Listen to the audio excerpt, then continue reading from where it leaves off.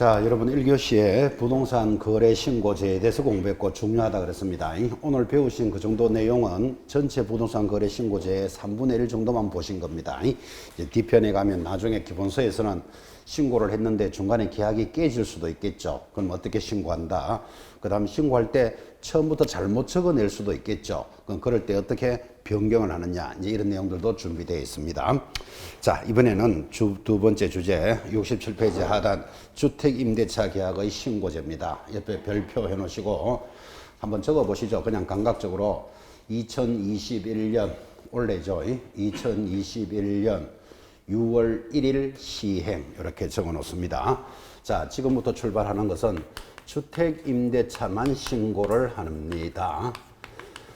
자, 주택임대차에 대해서 신고 제도니까 제목을 잘 봐야 될 것. 매매가 아닌 임대차를 신고하는 제도가 도입되고 이때는 주택일 때만 신고합니다.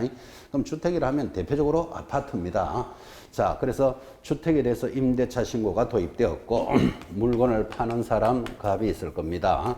사는 사람 을이 있고 개공사가 중개를 하고 있는데 지금은 임대차 신고라 그랬잖아. 그죠? 그럼 이 아파트에 세를 사는 사람을 뭐라고 부를까요? 그렇지. 임차인 이렇게 부릅니다.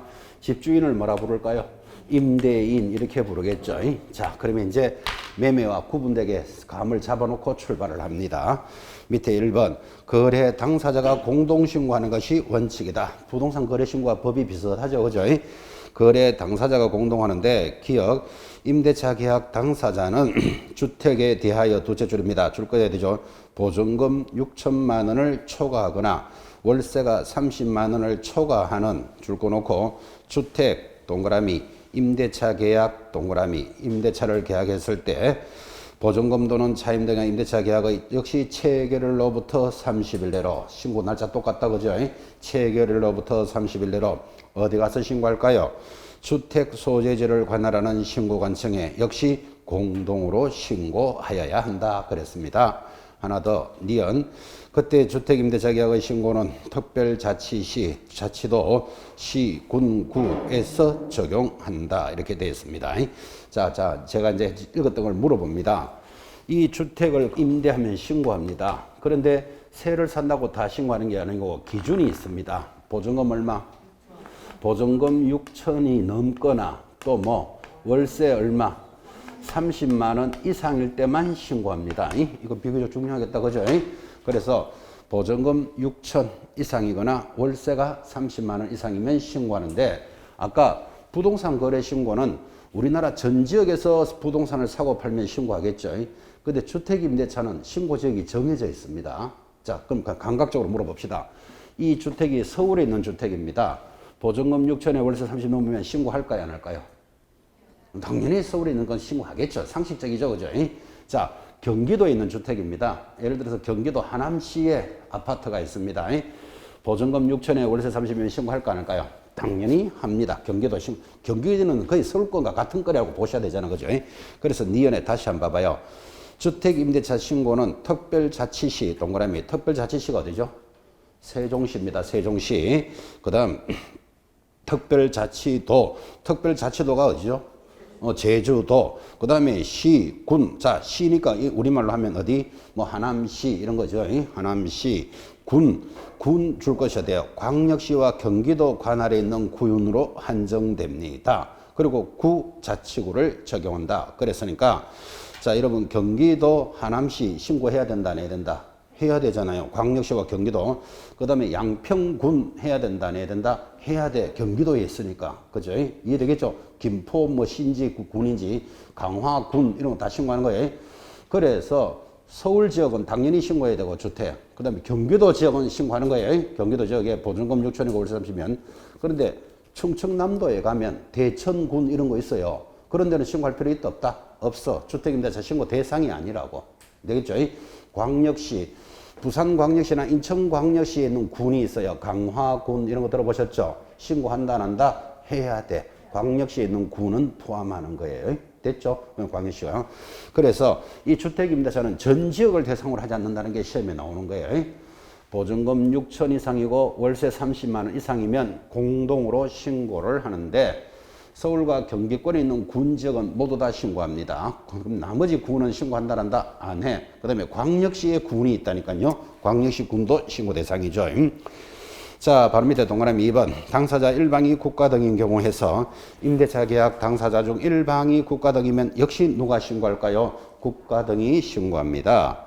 3번 일방의 신고 거부로 인한 단독 신고하여 임대차 계약 당사자 중 일방이 신고를 거부하는 경우에는 국토교통부령이 정하는 바에 따라 단독으로 신고할 수도 있다. 그럼 공동으로 신고해야 되는데 일방이 거부하면 어떻게 한다? 단독으로 신고할 수도 있다. 이야기 다 됐죠. 넘어가면 신고 필정과 발급입니다. 교재 68페이지 제일 상단. 신고관청은 신고 내용을 확인한 후 신고인에게 신고 필정을 지체 없이 발급해 줍니다. 임대차 계약 신고하면 신고 필정 반드시 발급해 주는데 이거 며칠 내로 신고하라고 그랬죠? 체결일로부터 30일 내로 신고하라고 그랬죠? 좀 이따 배우겠지만 신고 안 하면 100만 원 과태료 받습니다. 100만 원 과태료인데 신고 필정을 가지고 있어야지 과태료를 안 낼 거 아니라 그죠? 그래서 신고 필정은 언제까지 내준다? 지체 없이 교부해 줍니다. 니은 그때 신고관청은 신고 접수와 신고 필정 발급에 따른 사무를 해당 권한의 일부를 그 지방자치단체 조례에 정하는 바에 따라 줄 것입니다. 면, 동장 또는 출장소장에게 위임할 수 있다. 자, 그럼 여러분한테 묻습니다. 서울 강남에 가면요. 강남구 역삼동에 주택이 있어요. 어디 써 있다고요? 강남구 역삼동에 주택이 있다. 근데 이 주택이 보증금 6천이고 월세 30 이상이면 신고하라고 들으셨죠? 어디 가서 신고해야 될까요? 강남구청에 가서 신고하는 거예요. 며칠 내로? 체결일로부터 30일 내로. 그런데 강남구청의 역삼동이라 그랬으니까 역삼동장에게도 이 내용을 위임할 수 있다. 그러니까 강남구청까지 안 가고 역삼동에서도 받을 수 있다 이 말이에요. 이해됐습니까? 그래서 아주 편리하게 해주고 있죠.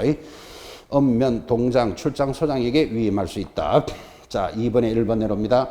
임대차 계약 당사자는 임대차 계약을 신고한 후 해당 임대차 계약의 보증금 차임이 두째 줄입니다. 변경되거나 해제되면 변경 또는 해제가 확정된 날로부터 30일 내로 신고해야 된다. 다만 임대차 계약 당사자 중 일방이 국가 등이라면 반드시 국가하고 결의하면 누가 신고한다? 국가 등이 신고하니까 이거는 별 어려움은 없죠. 여러분 지금 그죠? 보증금 6천에서 월세 30 이상이면 신고하라 그랬잖아요. 지금 내가 보증금 5천에 살고 있어요. 5천. 그럼 신고할 필요 없잖아. 강남 역삼동에 있는 주택이라면 그죠? 근데 1년쯤 살다가 보니까 보증금 1,000만 원 올려주세요. 그럴 수 있겠죠. 그럼 6천만 원으로 올라가면 이제 변경이 됐잖아. 그죠? 변경되면 변경된 날로부터 며칠 내로 신고해라? 30일 내로 신고하라. 지금 이 뜻입니다. 이해되겠죠? 그렇게 해서 개념 잡으시고. 자, 내려가서 이제 큰 3번 밑에 별표입니다. 이 주택거래 신고는 다른 법률에 신고를 하고 의제를 해주는데 1번 임차인이 주민등록법에 따라 줄 것입니다. 전입신고를 하면 임대차 계약 신고는 한 것으로 본다. 아주 중요한데 자, 여러분 아파트에 세를 살면요. 전입신고 할까요? 안 할까요? 전입신고 해야 되지. 전입신고를 해야지 뭐를 받는다? 대항력을 인정받아요. 자, 그럼 전입신고하러 동사무소 가겠죠? 그럼 전입신고 하면 임대차 신고 자동으로 한 것으로 봐준다고. 별도로 안 해도 된다 이 말이에요. 거꾸로 한번 해볼까요? 임대차 계약 신고를 하면 전입신고는 한 것으로 본다. X예요, X. 전입신고를 딱 하면 신고한 것으로 봐주는 거예요. 그러니까 구청까지 안 가도 되겠죠. 동호에서 어차피 전입신고 할 거니까. 2번 공공사업에 따른 변경신고도 임대차 한 것으로 본다. 됐고 이제 3번이 또 중요해요. 내려면 동그라미 3번. 주택임대차 계약의 신고와 변경신고의 접수를 완료한 때 주택임대차보호법에 따라 줄 것입니다. 확정일자를 부여한 것으로 본다. 줄 딱 긋고 이 경우 신고관청은 주택임대차보호법에 따라 확정일자부를 작성하거나 주택임대차보호법의 확정일자 부여 기관에 신고사실을 통보해 줍니다. 자, 주목해 봅니다. 현실적인 이야기죠. 여러분이 강남 역삼동에 있는 아파트를 세를 들어갔어요. 임차. 그죠? 보증금 얼마? 1억에. 강남 역삼동에 있는 아파트. 임대차 신고 해야 된다, 안 해야 된다? 해야 되잖아. 강남 역삼동이면. 그죠? 누가 해야 된다? 임대인, 임차인이 공동으로 신고하라 그랬잖아. 그죠? 며칠 내로? 30일 내로 신고합니다. 자, 그런데 여러분이 임차인이라면 강남 역삼동에 아파트 세를 들어오면 반드시 전입신고 한다 그랬죠. 전입신고하면 별도로 신고할 필요 있다, 없다? 없다. 주택임대차 신고한 것으로 봐주는 거예요. 자, 전입신고를 할 때 보통 또 뭐도 하는 줄 아십니까? 확정일자도 받아 놓습니다. 임차인은. 그죠? 이해되죠? 그러면 확정일자는 어떻게 되는가 하면 주택임대차 신고를 하면 확정일자는 받은 것으로 봐주는 거예요. 그래서 거기 3번 의미를 잘 들으셔야 됩니다. 주택임대차 계약을 신고나 변경신고 접수를 완료한 때 주임법에 따라 확정일자를 부여한 것으로 본다. 그래서 이때는 임대차 계약서가 제출된 경우에 한한다. 이 말은 임차신고를 할 때 계약서를 가져가면 거기서 확정일자 찍은 걸로 해주겠다. 그런 뜻이에요. 그죠? 여기까지가 임대차 신고입니다. 쭉 정리해 볼까요? 원래 2021년 6월 1일부터 시행되는 겁니다. 자, 그럼 이제 책 보지 말고 대답합니다. 이 주택에 대해서 세를 얻으면 신고하는 제도가 도입됐습니다. 임차신고, 그죠? 그때 아무거나 하는 게 아니고 보증금의 기준이 있습니다. 얼마 이상일 때? 보증금 6천 이상이고 또는 월세 30 이상이면 신고합니다. 그 이하는 할 필요 없습니다. 그 다음 신고하는 지역은 전국을 대상으로 하는 게 아닙니다. 서울하고 경기권에 있는 지역에 다 주택임대차는 신고합니다. 근데 군 지역은 광역시에 있는 군은 포함합니다. 부산광역시 기장군 이런 거 있어요. 인천광역시 강화군 이런 게 있다니까요. 광역시에 있는 군은 광역시로 보니까 전부 다 신고 대상입니다. 자, 그 다음에 누가 신고합니까? 임대인, 임차인이 공동으로 며칠 내로 신고한다? 30일 내로. 어디 가서? 그 주택이 있는 시, 군, 구청에 가서 신고하는 거예요.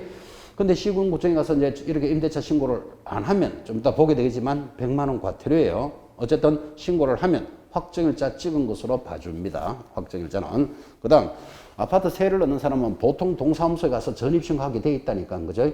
전입신고를 하면 별도로 신고할 필요 있다 없다? 없다. 신고한 것으로 봐주겠다. 그렇게 해서 정리가 되고. 자, 이제 이어지는 단은 69페이지 상단의 5번입니다. 부동산 거래 신고 제도의 의무 위반에 대한 제재 이렇게 들어옵니다. 자, 첫 번째 무조건 체크하셔야 될 것 뭐라 그랬죠? 3천만 원짜리 과태료가 있고 내려가면 2번 500만 원짜리 과태료 들어오는데 아까 살짝 공부하셨죠? 부동산 거래 신고는 위반했다 하면 얼마? 500 딱 잡으셔야 됩니다. 500만 원 과태료. 아닌 거 두 개를 고민하자 그랬잖아요. 그 아닌 게 이제 나타났지. 69페이지 제일 위에 보면 얼마짜리? 3천만 원짜리 과태료가 있습니다. 여러분 3천만 원짜리 과태료는 굉장히 센 놈이죠. 자, 이거 암기할 때 3천만 원짜리 과태료는 모두 몇 가지다? 세 가지예요. 왜 세 가지일까요?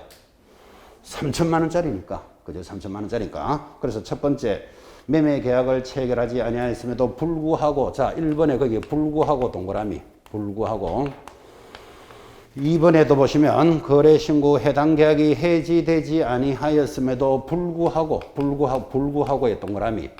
그리고 세 번째 거래 대금 지급을 증명할 수 있는 자료. 거기 3번에 줄을 딱 긋습니다.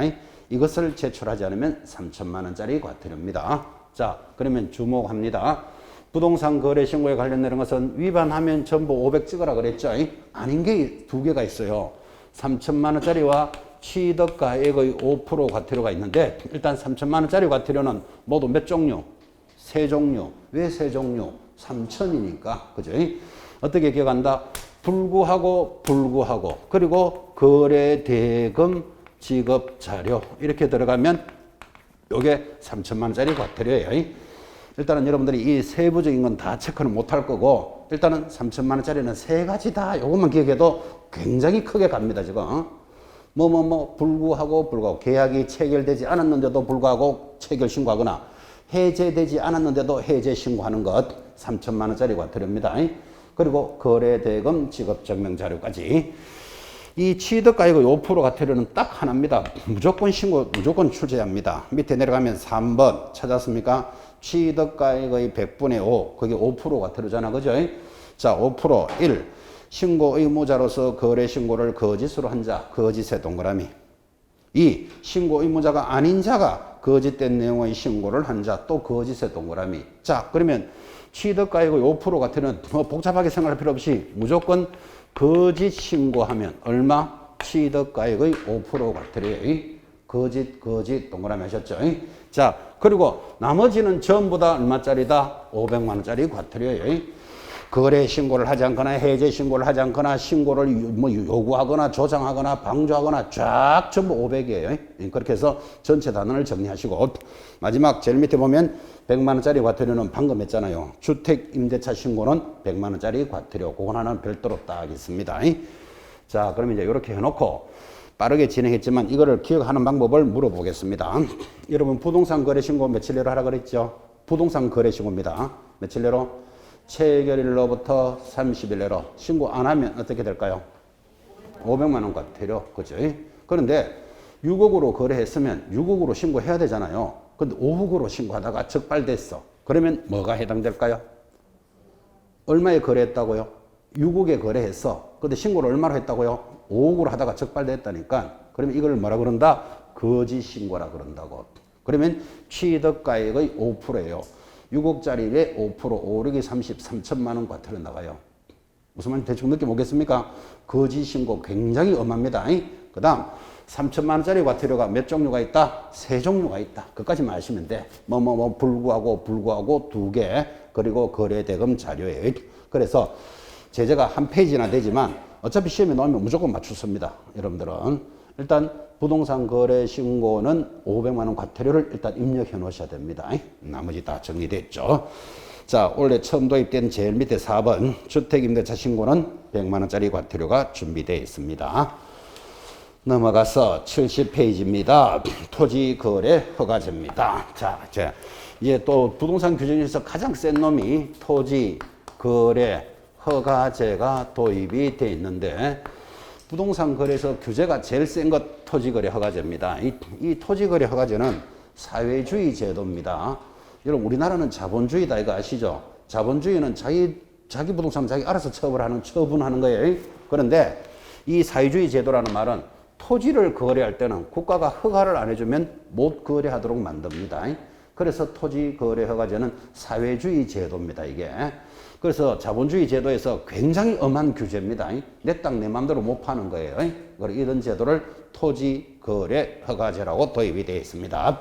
자, 그러면 이 지역을 누가 정할까요? 이거 궁금하지 않습니까? 그래서 1번 내려가면 국토장관 동그라미, 시도지사 동그라미 두 사람은 다음 구분에 따라 5년 이내의 기간을 정하여 토지거래 허가구역을 지정합니다. 5년 이내도 중요하죠. 자, 이렇게 이야기합니다. 여기에 서울 강동구에 가면 천호동이 있습니다. 천호동에 토지가 있는데 이 토지가 지가가 자고 일어나면 오릅니다. 땅값이. 지가가 급격히 상승하거나 투기가 일어나고 있거나 그럴 우려가 있는 지역은 토지거래 허가 지역이다. 이렇게 정하는데 누가 정합니까? 하니까 서울 천호동이면 서울시장이 정하는 거예요. 그래서 지금 국토장관 시도에서 동그라미 하셨죠. 서울시장이 정하는데 여기 천호동 옆에 보면 경기도 하남시가 붙어 있어요. 그러면 하남시도 같이 투기가 일어나고 있어. 그러면 서울과 경기도는 두 개가 겹쳐져 있으면 이 지역은 누가 정한다? 국토장관이 정하는 거예요. 되겠습니까? 자, 하남시만 토지거래 허가 지역으로 정하려다. 그럼 누가 하면 되고 경기도지사가 하면 되고 그 뜻이에요. 자, 그래서 토지거래 허가 지역은 누가 정합니까? 국토장관 또는 시도지사가 정합니다. 서울에 있는 땅이면 서울시장이, 경기도에 있는 땅이면 경기도지사가. 근데 서울과 경기도가 합쳐져 있어. 그러면 누가 정한다? 국토장관이 정합니다. 몇 년의 범위 내에서 정합니까? 5년의 범위 내에서. 시험에 이렇게 옵니다. 5년 동안 정한다 하면 틀려요. 5년의 범위 내에서 정하는 거예요. 그러면 3년 하자, 4년 하자 이럴 수도 있는 거예요. 되겠죠? 5년 이내의 범위 내에서 정합니다. 내려가면 그럼 어떤 땅을 토지거래 허가지역으로 정합니까? 방금 이야기 다 했습니다. 동그라미 2번. 토지 투기적인 거래가 성행하거나 거기 1번 따라요. 1. 투기적인 거래가 성행하거나 2번. 지가가 급격히 상승하거나 3번. 그럴 우려가 있는 지역. 3번에 우려까지 해서 세 군데 지역인데 재밌는 것. 지금 땅값이 자고 일어나면 올라갑니다. 급격히 상승하거나 투기가 일어나고 있습니다. 그런데 그럴 우려가 있는 지역도 정한다. 그 우려가 있는 지역이 시험에 들어왔다고요. 그래서 1, 2, 3 정했고. 자, 이제 정하는 절차입니다. 제일 밑에 내려가면 허가구역의 지정 절차 1. 의견 청취와 심의라는 말이 있는데 기어 국토장관 또는 시도지사는 허가구역을 지정하려면 줄 걸까요? 중앙도시계획위원회 또는 시도도시계획위원회에 뭐를 받아야 된다? 심의를 받아야 한다. 심의의 동그라미. 자, 이 말이죠. 여기 천호동에 땅값이 막 오릅니다. 이거 서울 투기과열지구로 토지거래허가지구로 정해야 되겠다. 그러면 서울시장이 정하려면 시도도시계획위원회 심의를 일단 받으라 이 말이에요. 심의를 받고 오른쪽 올라갑니다. 니은 다만 지정기간이 끝나는 허가구역을 계속하여 다시 허가구역으로 지정하려면 중앙도시계획위원회 또는 심의 전에 시도지사에게 뭐를 마지막 줄에 셋째 줄 의견을 들어야 한다. 의견의 동그라미. 자, 그럼 의견을 이렇게 말하겠죠. 이 지역을 지정할 때 의견을 들어야 한다 하면 틀려요. 지정할 때는 뭐만 한다? 심의만 받고 다시 재지정할 때는 의견을 들어라 이 말이에요. 그래서 3년의 기간으로 토지거래 허가지역을 정했는데 3년이 지났는데도 아직 투기가 막 일어나고 있어. 그럼 뭐 해야 된다? 재지정해야 되겠죠. 재지정할 때는 뭐 받으라? 의견을 들어라. 그렇게 들어가는 거예요.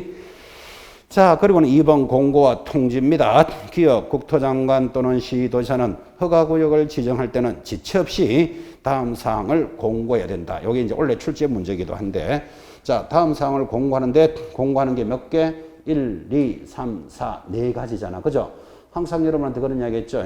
어떤 내용이 오지선다형을 시험 치는 여러분에게 이렇게 네 가지로 떨어지면 뭘 하나 놓고 문제 내기가 너무나 좋다. 이렇게 강조했고, 기억하셔야 돼요. 자, 그러면 여러분들이 이걸 막 암기하지 말고, 이 여기가 천호동이라고 합시다. 서울 천호동을 토지거래 허가지역으로 정하려고 합니다. 그러면 이 천호동에 허가구역을 정하면 여기에 땅을 가지고 있는 갑이라는 사람은 내 땅이 허가지역에 들어와 있다는 걸 알아야 된다, 몰라야 된다? 알아야 되지. 알아야지 내 땅을 팔 때는, B에게 팔 때는 어떻게 한다? 허가를 받을 조치를 해야 되잖아. 그죠? 그래서 이 지역이 토지거래 허가지역으로 정하면 다음 네 가지를 공고해 줘야 된다고. 자, 첫 번째 뭐? 허가구역의 지정기간. 자, 몇 년도 1월 1일부터 몇 년 3월 1일까지 3년간 이렇게 기간을 정해줍니다. 이해되죠? 이 기간 동그라미. 그 다음 허가구역 내의 토지의 소재지, 지번, 지목, 면적, 용도지역. 자, 이 말이겠죠. 여기가 천호동이면 천호동 1번지부터 56번지까지 이렇게 해서 구체적으로 소재지, 지번, 지목을 정해줍니다. 3번 허가구역의 지형도 옆에 줄 것입니다. 축척 5만 분의 1 또는 2만 5천 분의 1의 지형도, 그림도 그려줍니다. 여러분 이렇게 천호동 1번지부터 55번지까지를 허가지역으로 정하겠다. 이러면 일반인들이 어디서 어디까지인지 잘 모르잖아요. 그래서 그림을 그려줘야 된다고. 이렇게 여기까지를 토지거래 허가지역으로 하는데 축척이 얼마죠? 2만 5천 분의 1 또는 5만 분의 1이잖아. 그죠? 이번 우리 중개사법에서 40번 마지막 문제가 다음 중 틀리는 것을 옳은 것을 찾으시오. 옳은 것. 40번 문제입니다. 그러면 1, 2, 3, 4, 5번이 이제 나오는데 옳은 것을 찾으시오. 1번 확실하게 틀렸어. 2번 틀렸어. 4번 틀렸어. 5번 틀렸어. 그럼 옳은 것은 몇 번? 3번. 3번이 지금 그 질문이에요. 축척 얼마? 5만 분의 1, 2만 분의 1의 지형도를 제시해야 된다. 여긴데 겉에 문제를 어떻게 냈는가 하면 축척이라고 나왔어요. 그러니까 오타가 됐다 이 말이에요. 오타. 그죠? 그런데 일반적으로 정상적으로 공부한 사람은 지금 이거 중요하다고 제가 강조하고 있었잖아. 그죠? 정상적으로 공부한 사람은 다음 중 옳은 것은 1 틀렸고 2 틀렸고 4, 5 틀렸어. 답은 3번밖에 없어. 그런데 쫙 읽었는데 알고 보니까 축척이 아니고 이건 축적으로 돼 있었다니까요. 그래서 이번 시험 사상 최초로 오타가 나왔어요. 오타. 그죠? 그래서 축적으로 나오니까 이제 시험 치는 그날 앞에 이제 감독관이 그 3번은 축적이 아니고 축척입니다. 이렇게 감독관이 구두로 알려줬어. 그래 알려준 기관도 있고 또 안 알려준 데도 있고 또 어쨌든 그냥 막 어쨌거나 말았거나 시험 치고 난 뒤에 글자가 틀렸잖아. 이렇게 이 제의가 들어온 거예요. 그래서 이걸 이의를 받아줄까 안 받아줄까 이렇게 생각을 했는데 어저께 학교에서 발표 났잖아. 그죠? 당연히 이 제기 받아줘서 이 문제는 어떻게 했다? 다 맞다로 했어. 그죠? 이건 다 맞다로 해주면 뭐 수험생 입장에서 억울할 일은 없죠. 근데 원래 3번을 맞췄던 사람은 다 맞다 해줘도 별 볼 일 없지 뭐 어차피 맞았던 거니까. 틀린 사람은 무조건 한 개 더 올라가겠죠. 그죠? 이렇게 다음마다 환경해주면 합격자가 1000명씩 탁탁 올라갑니다. 1000명씩. 그죠? 이랬던 문제다. 이 말이에요. 문제 소개해주는 거. 근데 사실은요, 이 40번 문제는 축적이라고 오타를 쳐서 이제 다음마다 해줬지만 정상적으로 공부한 사람은 3번밖에 답이 될 게 없어. 다른 건 답이 안 되기 때문에. 그죠? 그런데 축척과 축적은 엄청난 차이죠. 그러면 시험 치기 전에 읽어줬잖아요 하는데 어떤 수험생은 나 못 들었어요. 가슴 콩닥콩닥거렸어. 이러면 어떡할 건데, 그죠? 그러면 이래저래 시끄러우니까 다 맞다 해준 거예요, 그게.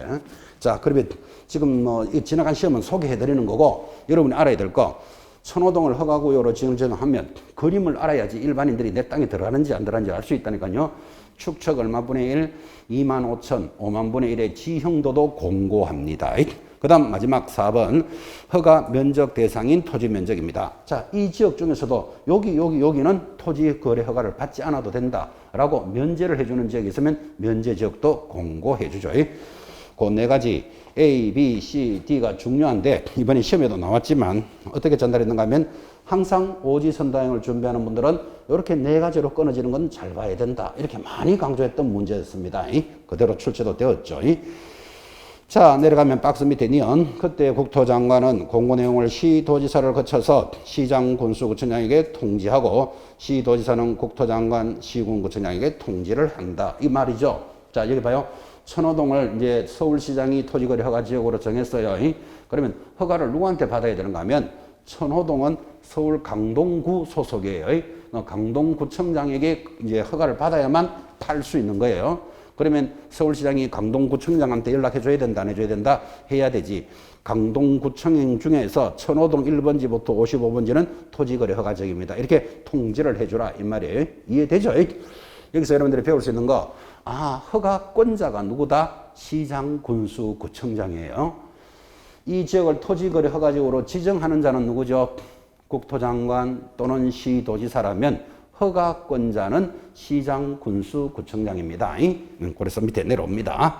자, 그리고 D가 별표입니다. 이때 통지를 받은 시장, 군수, 구청장은 지체 없이 그 공고 내용을 허가구역을 관할하는 등기소장에게 통지하고, 왜 등기소에 통지해 주는가 하면 이거 허가 안 받으면 등기가 안 돼야 되니까. 그래서 등기소장에게 통지하고 지체 없이 그 사실을 줄 걸까요? 7일 이상 공고하고 7일에 동그라미 15일 줄 거놓고 일반에게 열람할 수 있도록 하여야 한다. 열람에도 동그라미. 그러니까 이제 이 지역은 토지거래 허가 지역입니다. 라고 7일 동안 공고하고 일반인들이 와서 볼 수 있도록 해줘야 된다고요. 그래서 7일 공고 15일간 열람인데 이걸 숫자를 반대로 돌립니다. 그래서 반대로 돌리는 문제가 출제되기 때문에 딱 듣는 순간 여러분들은 숫자를 고정시켜야 돼요. 그 밑에서 받아쓰기 해요. 받아쓰기 7공주가 15일간 열받았다. 그래서 그 숫자를 고정하라 이런 뜻이에요. 무슨 뜻인지 아시겠죠? 7공주가 15일간 열받았다. 7일 공고 15일간 열람. 그런 뜻이에요. 숫자 반대로 들어오는 것을 잡습니다. 자, 내려가면서 한번 허가구역의 지정에 따른 효과. 아주 중요합니다. 1번 별표 놓고 허가구역의 지정은 국토장관 또는 시도지사가 공고한 날로부터 며칠 후에 5일 후에 효력이 발생한다. 5일 후 별표입니다. 그것도 동그라미 해놓고. 여러분, 이 제도가 사회주의 제도라 그랬잖아. 그죠? 그러면 국민들에게 생활을 불편하게 하잖아. 내 땅을 내 마음대로 못 파니까. 그러면 이거 토지거래 허가지역으로 정했습니다 하고 공고하고 그 다음 날부터 효력이 발생하면 국민들이 많이 불편해. 그래서 조금이라도 불편을 넣게 하라고 언제부터 효력이 발생한다? 5일 후에 효력이 발생하는 거예요. 시험에는 어떻게 날까요? 공고한 날로부터 효력이 발생된다. 요래 내겠지. 그죠? 5일 후에 굉장히 잘 나오면 이 취지를 이해하셔야 돼요. 국민들의 생활을 하루라도 덜 불편하게 해야 된다고. 그러면 또 여러분들은 아니 그럼 7일 후에 효력이 발표하지 왜 5일로 법을 정했을까요? 굳이 그래 묻는다면 여러분 월, 화, 수, 목, 금 이게 5일이잖아. 그죠? 보통 평일에 땅 보러 잘 못 갑니다. 직장인들은 뭐 직장도 다녀야 하니까. 주로 땅을 사거나 팔 사람들은 언제 간다? 토일에 많이 가요. 그래서 토요일, 일요일 땅을 보고 이 땅 괜찮네 하고 B가 이 땅 가격도 맞고 하니까 내가 사겠어. 그러면 월요일 날 계약금 넣고 저쩌고 이렇게 이제 이야기가 되겠죠. 토요일, 일요일 토지거래 허가 지역이 아니었으니까 두 사람이 뭐 계약을 했는데 공고한 날부터 허가받아야 한다. 그러면 어제 계약했는 거 오늘부터 허가받아야 된다. 이런 문제가 생겨요. 그래서 최소한 5일은 띄워주겠다고. 허가 지역이 아니었더라면 그때는 허가 안 받고 거래할 수 있도록 해줘야 된다고. 그죠? 월, 화, 수, 목, 금 5일간 계약을 하라는 뜻이에요. 이게. 국민들의 생활을 하루라도 덜 불편하게 한다. 이걸 인식하셔야 돼요. 자, 그러면 허가구역을 공고는 5일부터 발생한다면 바로 밑에 2번도 별표죠. 재지정하거나 축소를 지정하거나 해제하는 것은, 자, 해제하는 것은 국민들에게 편리하게 해주는 거잖아. 그죠? 이거는 효력이 바로 밑에 언제? 적시 효력이 발생한다고. 적시의 동그라미. 그러면 개념을 잡아야 된다. 그죠? 허가구역을 정할 때는 국민들의 생활을 하루라도 덜 불편하게 하라. 5일 후에 효력이 발생한다면 해제는 언제부터 해준다? 적시 효력을 발생하게 해준다. 편리하게 해주라. 그런 취지의 그 두 개 개념을 잡으셔야 되고. 자, 이제 내려가면 드디어 이제 지금부터가 중요합니다. 여러분들은 어차피 이 땅을 중개할 사람이잖아요. 토지거래 허가지역에 있는 땅을 B에게 팔려면 중개하는 사람이니까 허가 받는 절차를 잘 알아야 된다고, 개공사는. 그래서 지금부터 나가는 허가 관청은 어딜까요? 이렇게 묻는 거예요. 허가 관청이 어디죠? 시장, 군수, 구청장에게 허가를 받습니다. 그러면 이 땅에 대해서 모두 다 허가를 받는 게 아니고 허가 받는 권리가 정해져 있습니다. 2번의 첫째 줄. 허가구역에 있는 토지에 대한 소유권 동그라미, 지상권 동그라미, 이 두 개의 권리를 바로 밑에 줄에 이전하거나 설정인데, 거기서 중요한 말이 대가를 받고 이전한다. 그거 꼭 기억하셔야 됩니다. 대가를 받고 이전할 때 허가를 받습니다. 자, 그럼 묻습니다. 자, 여러분, 갑이 을에게 땅을, 갑이 B에게 땅을 팝니다. 팔면 뭐가 넘어가죠? 소유권이 넘어가잖아. 그죠? 소유권이 넘어가는 거 신고 대상이다, 아니다. 지금 동그라미 있잖아. 소유권 신고 대상입니다. 근데 묘하게도 지상권도 신고 대상입니다. 이제 앞으로 여러분 많이 배우겠지만 지상권은 땅을 이용하는 권리예요. 그럼 땅을 이용하는 권리는 소유자가 바뀌는 게 아니잖아. 그죠? 그런데 왜 허가를 받아야 되는가 하면 여기 건물이 있고 이 땅이 토지거래 허가지역입니다. 자, 여러분 건물은 허가 대상이 아니죠. 그래서 토지거래 허가지역인데 요 토지거래 허가를 신청하니까 허가를 못 받았어요. 그러니까 잔머리를 써가지고 뭐를 하는가 하면 나 그럼 이 땅을 30년 동안 빌리겠다 이러는 거예요.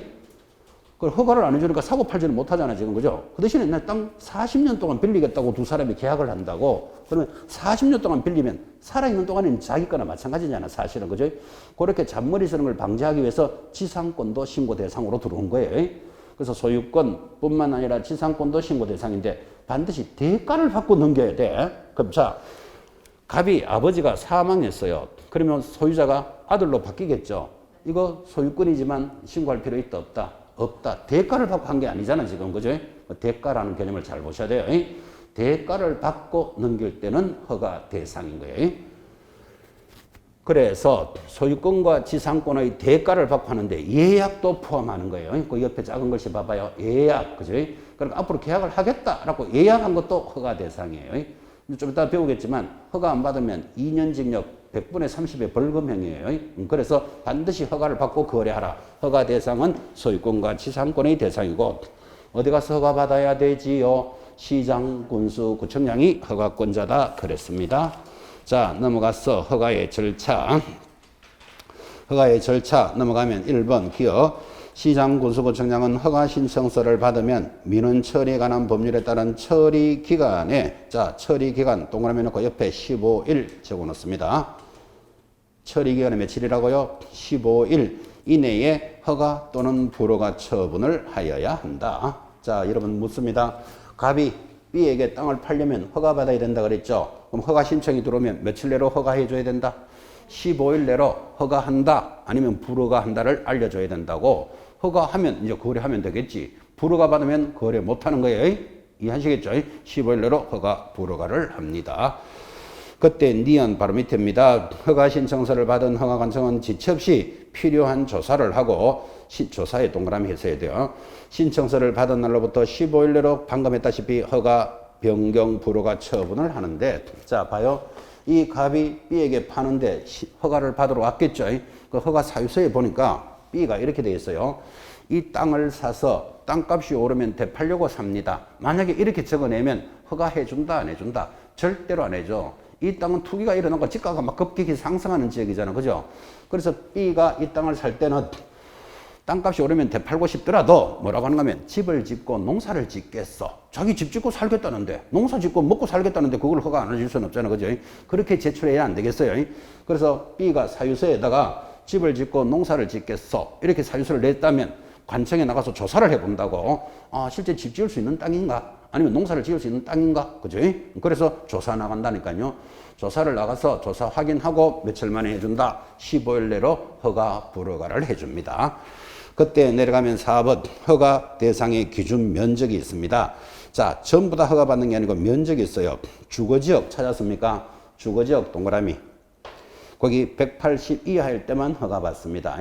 자, 그러면 여러분 주거지역이 동네니까 만약에 150제곱미터를 거래하면 허가 받을 필요 있다 없다?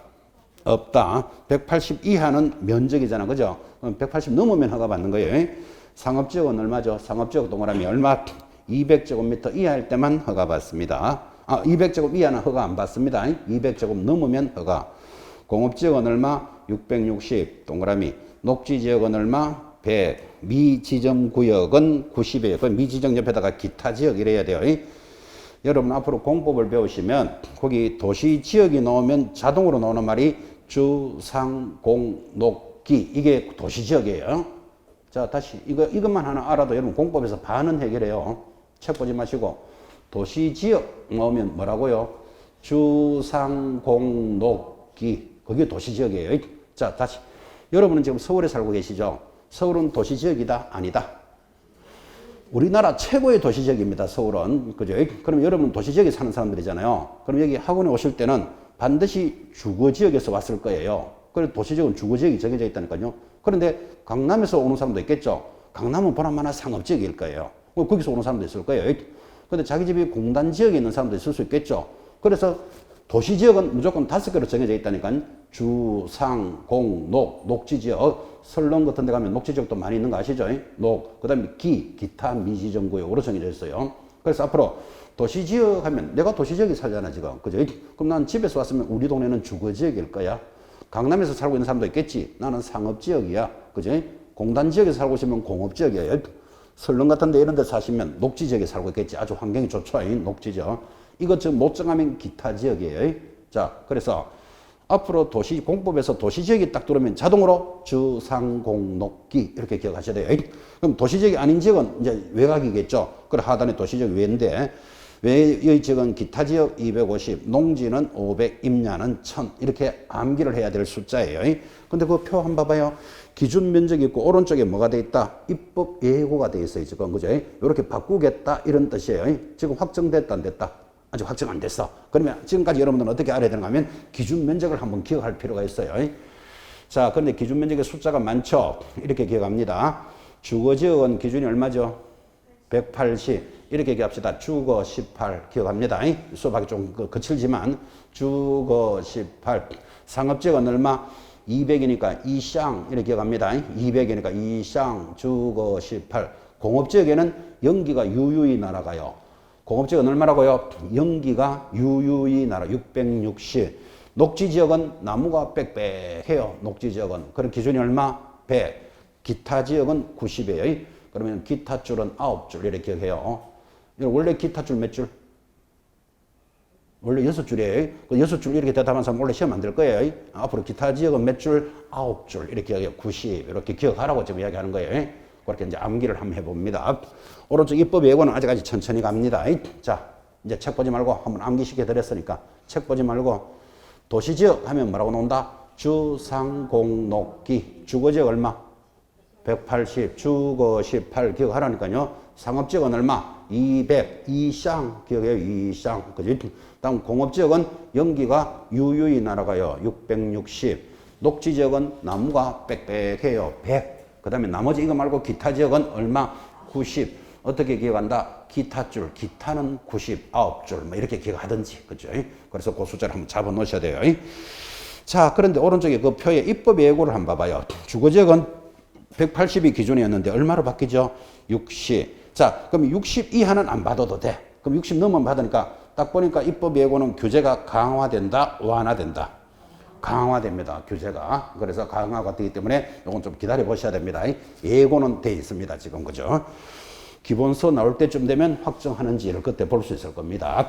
자, 내려가면 토지 이용 의무 기간 제일 밑에 5년에 동그라미 합니다. 무슨 소린가 하면 자, 집을 짓고 땅 농사를 짓겠어. 그러면 이제 허가해 줘야 된다 그랬잖아요. 와, 그럼 자기 집 짓고 살겠다는 걸 허가 안 해주면 집도 없으면 안 되잖아요. 농사 짓겠어. 직업으로 살겠다는데 그걸 허가 안 해줄 수 없잖아. 그죠? 그런데 허가를 받을 때는 집 짓고 농사 짓겠어. 이렇게 허가를 받아놓고는 실제 땅을 딱 던져놓고 땅값 오르기를 기다리는 사람이 있을 수 있겠죠. 그러면 당연히 뭐를 하도록 돼 있다? 제재를 하도록 준비해 놨겠죠.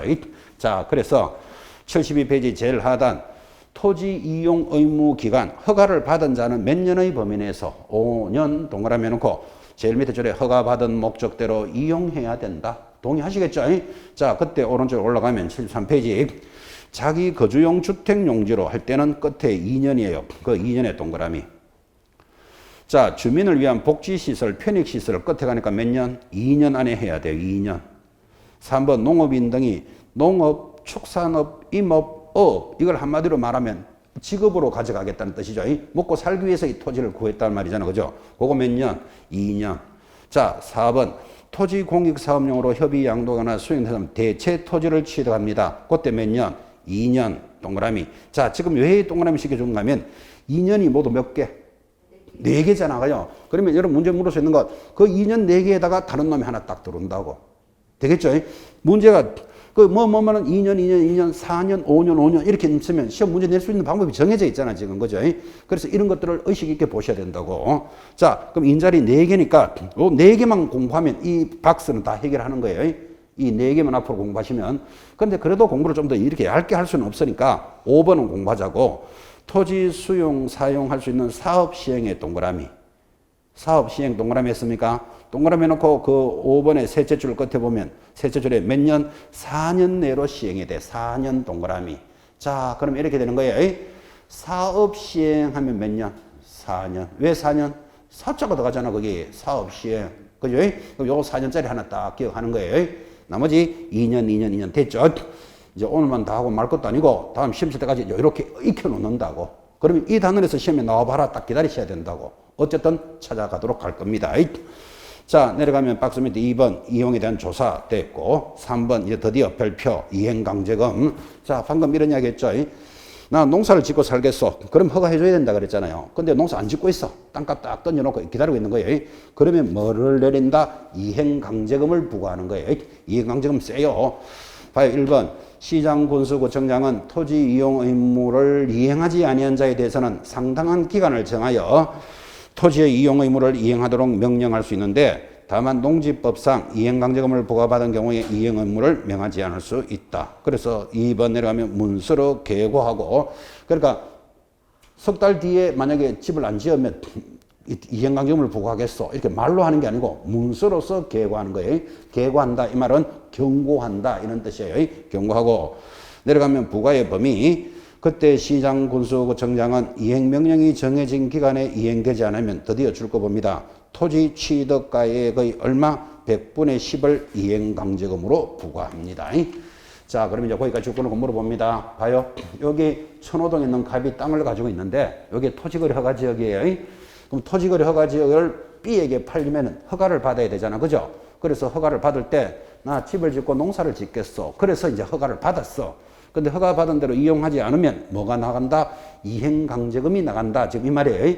그때 이 땅을 5억 주고 사고 팔았다면 이행강제금이 얼마일까요? 줄 거잖아요. 토지 취득가액의 100분의 10. 5억의 100분의 10이면 얼마? 5천만 원을 매긴다. 이 말이에요. 지금 이해하시겠죠? 세다, 약하다. 아우, 세죠? 취득 가격의 100분의 10이에요. 만약 이 땅을 10억으로 샀어. 근데 이제 이행하지 않고 있어. 허가 받은 대로 이행 안 하면 이행강제금 얼마 부과되죠? 1억 부과돼. 1억. 그죠? 1억을 이행강제금으로 1년마다 부과한다고. 됐죠? 중요한 게 뭔가 하면 토지 취득한 가격의 10%예요. 이거를 뭐라고 나올까요? 공시지가의 10%, 기준시가의 10%. 그럼 틀려요. 취득 가격의 10%를 지금 줄 거 드린 거예요. 그래서 이야기했잖아요. 10억으로 샀다면 1억이 부과된다고. 5억으로 실제 거래를 했다면 얼마? 5천만 원이 부과되는 거예요. 자, 그런데 한 장 넘기시면 국가가 살짝 좀 봐줘요. 74페이지 살짝 봐주는 거. 상단의 기억. 허가를 받아 토지를 취득한 자가 당초 목적대로 이용하지 아니하고 방치를 합니다. 방치의 동그라미. 방치하는 놈이 제일 나쁜 놈이에요. 그 방치한 자는 얼마? 밑에 100분의 10. 그대로 10% 매기는 거예요. 자, 그러면 옆에다가 제 친구 이름 적으셔야 돼요. 옆에 방실이 적어요. 방실이. 무슨 뜻인지 느낌 옵니까? 방치하면 10%다. 이 뜻이에요. 방실이. 그 다음에 니은. 허가받은 토지를 취득한 자가 직접 이용하지 않고 임대를 했대요. 임대의 동그라미. 자, 이렇게 되겠죠. 나 집을 짓고 농사를 짓겠어 하고 허가를 받아놓고 자기가 농사를 안 짓고 다른 사람이 농사를 짓고 있어요. 그럼 여러분 생각에는 위반은 했지만 약간은 덜 나쁜 놈이잖아. 뭐 투기할 목적은 아니잖아. 그죠? 그러면 3% 깎아줘가지고 몇 프로 매긴다? 7% 매겨요. 100분의 7. 옆에다가 제 친구 이름 적습니다. 임대칠이. 그 말은 무슨 뜻이죠? 임대하면 7%다. 그 말이에요. 제 친구 이름이에요. 임대칠이. 세 번째, 허가를 받아 토지를 취득한 자가 허가 관청의 성인 없이 당초 목적을 변경하여 이용합니다. 변경의 동그라미. 변경은 이거예요. 농사를 짓겠습니다 하고 허가를 받았는데 가보니까 농사는 안 짓고 양계장을 하는 거예요. 오리를 키우는 거예요. 그러면 이거는 약간 변경은 했지만 좀 덜 나쁜 놈은 맞죠. 사실 그죠? 땅값 오르려고 하는 건 아니잖아요. 그죠? 변경하여 사용하면 몇 프로 매긴다? 5% 매기는 거예요. 옆에다가 적기를 변백오. 제 친구 이름입니다. 변백오. 자, 나머지 리얼, 기억부터 디귿. 지금 이 세 사람에 해당되지 않으면 무조건 몇 프로 매긴다? 7%. 그죠? 나머지는 모두 7% 매겨요. 밑에다 적기를 나, 대, 7이. 나머지는 7% 이 뜻이에요. 자, 그러면 지금 이 단어는 여러분 이런 의식을 할 수 있죠. 이행강제금은 100분의 10, 10%를 부과하잖아. 그죠? 그러면 10억이면 얼마 부과한다고요? 1억 부과한다 그랬어요. 5억이면 5천만 원을 부과하는데 국가가 좀 봐준다니까요. 자, 봐주는 제도는 일반인들에게 유리한 거다, 불리한 거다. 유리한 거잖아. 유리한 건 기억해놔야 된다니까요. 그래서 지금 박스가 중요한 거예요. 이걸 숫자를 막 읽을 수 없으니까 제 친구 이름을 가르쳐 드렸어요. 자, 10%를 부과하는데 첫 번째 가장 나쁜 놈이 누구? 방실이. 방실이는 뭐죠? 방치하면 10% 되겠습니까? 방실이. 임대치리가 뭐죠? 임대하면 7%. 농사를 안 짓고 오리를 키웁니다. 그러면 이게 변경해서 사용하는 거잖아, 지금. 그죠? 그러면 변경하면 변백오. 기억하죠? 그 다음에 나머지는 전부 다 7%. 그래서 뭐라고? 나대칠이. 이렇게 시험 때까지 익혀 나갈 거예요. 그래서 국가가 좀 봐주는 부분까지 정리하시고. 자, 10분 쉬었다가 부과 횟수 이런 것들을 정리해 볼 겁니다. 10분 쉬었다 갑시다.